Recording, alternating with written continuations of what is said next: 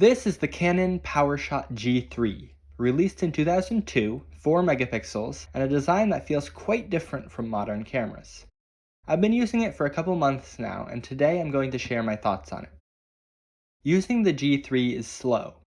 Not painfully slow, but definitely deliberate. You kind of commit to each photo.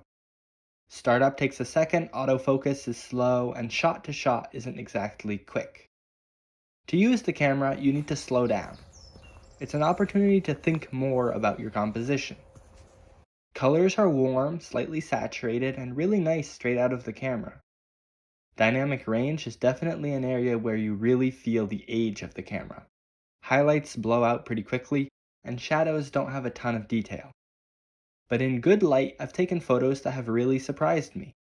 This is by far the lowest megapixel camera I've ever used, and when I first got it, I expected the photos to look very pixelated. But with enough light, they look really good. They have character. Physically, the G3 is kind of a brick. It has a solid feel even though it is plastic. This makes sense because when the camera came out, it wasn't cheap. It cost $799 in 2002, which is equivalent to about $1,475 today.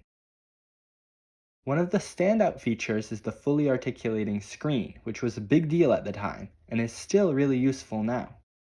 You can shoot low, high, at weird angles. It makes the camera much more versatile. The controls feel very nice, but the menus take a little getting used to.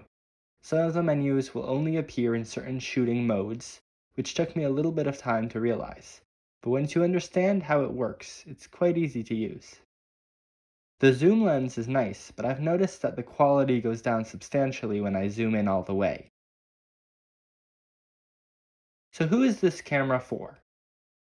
The G3 definitely won't be replacing a modern camera, but if you like having a dedicated tool for everyday photography instead of using your phone, then the G3 could be a great option.